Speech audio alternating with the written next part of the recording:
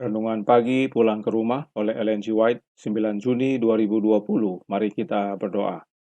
Bapa kami yang di sorga, Allah pencipta langit dan bumi, laut dan segala isinya, Allah yang maha besar, maha kuasa, sumber segalanya, yang kami sembah selalu melalui anakmu yang tunggal, Yesus Kristus. Terpujilah Yesus, anak Allah yang maha tinggi, satu-satunya jalan bagi kami untuk datang kepada Bapa. Pada pagi hari ini kami bersyukur boleh bangun dan berbakti dan sebagaimana membaca nasihat firman-Mu. Kiranya roh-Mu ya Yesus menolong kami, beserta kami, agar kami semua dituntun ke dalam seluruh kebenaran, hidup kami diubahkan. Beserta kami sepanjang perbaktian ini kehendak-Mu yang jadi, karena kami berdoa hanya melalui anak-Mu yang tunggal, Yesus Kristus yang adalah Tuhan dan Juru Selamat kami. Amin. Renungan pagi hari ini akan dibacakan oleh Saudara Peter Pangaila. Silahkan, Saudara Peter. Renungan pagi kita hari ini, 9 Juni 2020, dengan judul Sumber dari Segala Hukum. Ayat tema, Mazmur 119 ayat 97. Betapa kucintai Tauratmu, aku merenungkannya sepanjang hari. Di segala benda ciptaan Tuhan terlihat kesan ilahi. Allah memberi kesaksian tentang Allah. Pikiran yang suka menerima, yang dibawa ke dalam hubungan dengan mujizat dan rahasia alam semesta, tidak bisa lain kecuali mengakui pekerjaan kuasa ilahi. Bukan oleh tenaganya yang ada pada bumi ini, bumi menghasilkan kekayaannya, dan tahun demi tahun terus-menerus bergerak di seputar matahari. Tangan yang tidak kelihatan menuntun planet dalam perjalanannya di angkasa raya. Suatu kehidupan yang bersifat rahasia mengisi segenap alam. Suatu kehidupan yang menunjang dunia yang tidak terhitung banyaknya di angkasa, yang tak terukur, yang hidup dalam serangga kecil, yang terapung dalam angin sepoi kemarau, yang mengayun sayap burung layang-layang, dan memberi makan kepada anak burung gagak yang berteriak, yang menjadikan kuncup mekar serta bunga berubah menjadi buah. Kuasa yang sama yang menopang alam juga bekerja dalam manusia. Undang-undang besar yang sama yang menuntun bintang dan atom mengendalikan kehidupan umat manusia. Undang-undang yang menguasai kegiatan jantung yang mengatur aliran hidup kepada tubuh adalah undang-undang oknum cerdas yang berkuasa mempunyai kekuasaan hukum atas jiwa itu. Daripadanya segala kehidupan berlangsung. Hanya dalam keharmonisan dengan Dia bisa ditemukan suasana kegiatan yang sebenarnya. Bagi semua objek ciptaannya, keadaannya adalah serupa. Kehidupan yang ditopang dengan menerima kehidupan dari Allah. Suatu kehidupan yang sesuai dengan kehendak Allah. Melanggar hukumnya secara fisik, mental, atau moral berarti menempatkan diri seseorang di luar keserasian dengan alam semesta. Berarti memasukkan perselisihan, anarki, dan kehancuran. Bagi orang yang belajar untuk menafsirkan pengajarannya, seluruh alam diterangi. Dunia ini sebuah buku pelajaran. Kehidupan ini sebuah sekolah. Persatuan manusia dengan alam dan dengan Allah, dominasi universal dari hukum. Akibat dari pelanggaran, tidak akan gagal menanamkan kesan dalam pikiran dan membentuk tabiat. Ini adalah pelajaran yang perlu dipelajari anak-anak kita. Bagi anak yang kecil, yang belum sanggup untuk belajar dari halaman yang tertulis, atau belum diperkenalkan dengan acara tetap di dalam ruang kelas, Allah memberikan sumber pengajaran dan kegembiraan yang tidak akan gagal. Hati yang belum dikeraskan oleh hubungan dengan kejahatan cepat mengenal kehadiran yang mengisi segala benda ciptaan. Telinga yang belum dipekakan oleh hingar-bingar dunia menaruh perhatian kepada suara yang berbicara melalui penuturan alam. Seri Membina Keluarga Jilid 3, halaman 87-88. Terima kasih kepada Saudara Peter atas penata layanannya. Tuhan Yesus memberkati. Saudaraku dalam Tuhan, Roh Nubuat menyatakan dalam Christ in His Sanctuary, halaman 172, paragraf 1, yang berkata, "Yang lanjut usianya adalah Allah Bapa," kata Sang Pemazmur, "sebelum gunung-gunung dilahirkan dan bumi dan dunia diperanakkan. Bahkan dari selama-lamanya sampai selama-lamanya, Engkaulah Allah." Mazmur 90 ayat 2. Dialah sumber segala makhluk dan sumber dari semua hukum yang memimpin dalam penghakiman. Dalam Daniel 7 ada oknum ilahi yang disebut yang lanjut usianya. Dia adalah Allah Bapa dan dia sumber segala makhluk dan sumber segala hukum. Jelas bahwa Allah Bapa lah sumber segala hukum. Kemudian dalam Councils on Stewardship halaman 23 paragraf 3, White menuliskan, Allah adalah sumber kehidupan dan terang dan sukacita bagi alam semesta. Allah adalah sumber kehidupan dan juga terang dan sukacita. Namun, sesuai renungan hari ini, fokus kita pada Allah adalah sumber semua hukum dan juga sumber kehidupan. Sebab hukum Allah tersebut mengatur kehidupan juga, menguasai kegiatan jantung, mengatur aliran hidup kepada tubuh. Jadi Allah Bapa adalah sumber semua hukum dan sumber semua kehidupan. Karenanya Roh Nubuat menyatakan dalam Alfa dan Omega jilid 5 halaman 15 yang menjelaskan, segala sesuatu diterima Kristus dari Allah, tetapi ia menerima untuk kemudian memberi.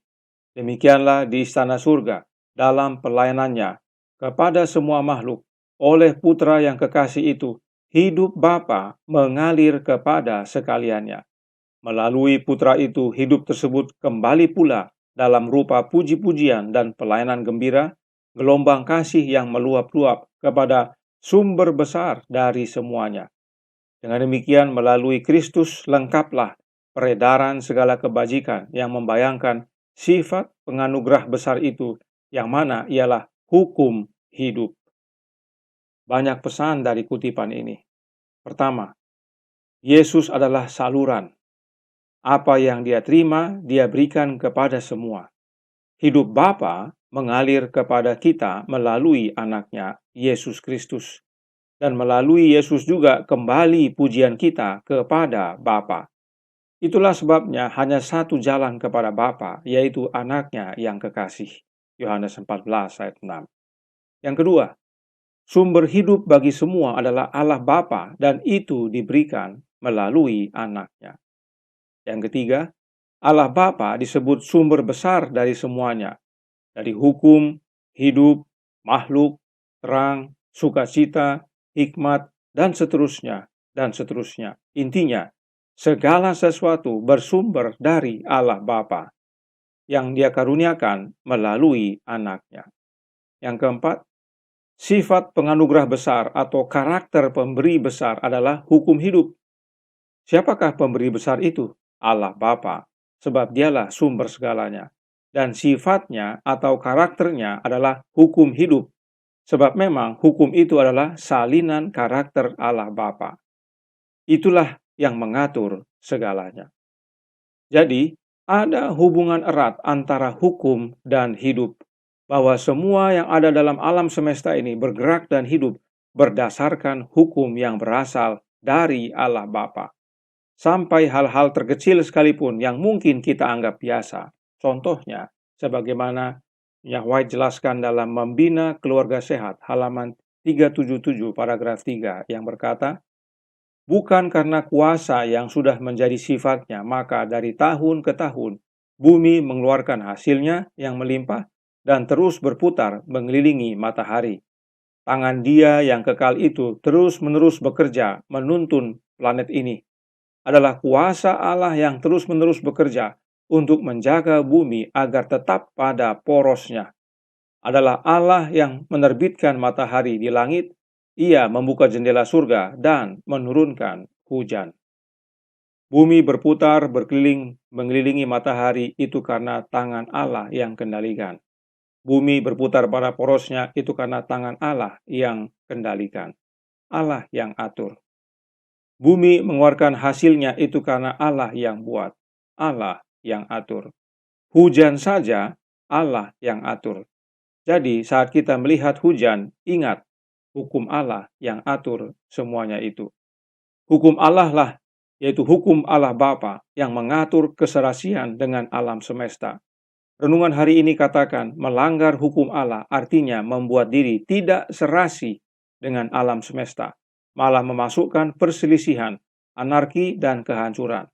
Itulah yang setan lakukan dan dia berhasil goda manusia untuk ikut dia masuk dalam perselisihan, anarki, dan kehancuran.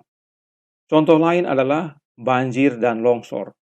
Karena penebangan hutan, maka tidak ada tempat menahan curahan air hujan, dan akhirnya longsor dan juga banjir. Jadi apa yang Allah sudah atur jika ada bagian yang dirusak akan menyebabkan kehancuran. Inilah pentingnya memahami hukum Allah yang adalah karakter Allah dan dari mana sumber hukum tersebut, serta apa yang diatur oleh hukum tersebut. Semuanya dalam alam semesta ini yang atur adalah hukum Allah, sehingga semuanya teratur. Satu saja dilanggar, maka terjadi kehancuran. Itulah yang terjadi di Taman Eden. Nah, apakah dengan adanya hukum yang mengatur segalanya, Allah Bapa kemudian duduk santai? Tentu tidak. Ellen G. White menjelaskan dalam Membina Keluarga Sehat, halaman 378, paragraf 4, yang menjelaskan, Kitab suci menunjukkan kepada kita Allah di tempatnya yang tinggi dan suci, bukanlah dalam keadaan bermalas-malas, bukan diam dalam kesunyian, tetapi dikelilingi oleh 10.000 kali 10.000 dan beribu-ribu malaikat kudus. Semua menunggu perintah untuk melakukan kehendaknya. Melalui para pesuruh ini, ia berkomunikasi secara aktif dengan setiap bagian dari seluruh kerajaannya. Oleh rohnya, ia hadir di mana-mana. Melalui pengantaraan rohnya dan para malaikatnya, ia melayani anak-anak manusia. Jika disebut oleh rohnya, artinya oleh rohnya Allah Bapa itu sendiri dan bukan oknum lain. Oleh roh Allah lah, yaitu Allah Bapa, kita dilayani. Bagaimana roh Allah Bapa melayani kita? Melalui anaknya, yaitu melalui roh anak Allah, roh Kristus. Sebab sebagaimana pelajaran sebelumnya, Bapa telah mengurapi anaknya, sehingga melalui kehadiran anak, itu sama dengan kehadiran Bapa.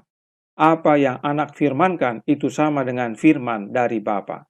Karenanya, bagaimana cara menerima hukum dan hidup yang berasal dari Bapa? Dengan menerima roh anak Allah, roh Kristus. Tuhan memberkati, saya bawa dalam nama Yesus. Amin. Mari kita berdoa. Bapa kami yang di sorga, Allah pencipta langit dan bumi, laut dan segala isinya. Allah yang maha besar, maha kuasa, sumber segalanya. Sumber segala hukum, sumber kehidupan. Yang Kau karuniakan hanya melalui satu jalan. Anak-Mu yang tunggal, Yesus Kristus. Karenanya, kebutuhan terbesar kami adalah kehadiran roh anak-Mu, roh Yesus Kristus dalam hidup ini, agar segalanya yang Engkau miliki, Engkau karuniakan melalui Dia. Hukum, hidup, hikmat, terang, sukacita, segalanya Engkau karuniakan melalui anak-Mu. Tuhan campur tangan, hadirlah dalam hidup ini, kehendak-Mu yang jadi, ampunkan kami akan dosa dan salah, karena kami berdoa hanya melalui satu jalan, Anak Allah yang tunggal, Yesus Kristus, yang adalah Tuhan dan Juru Selamat kami. Amin.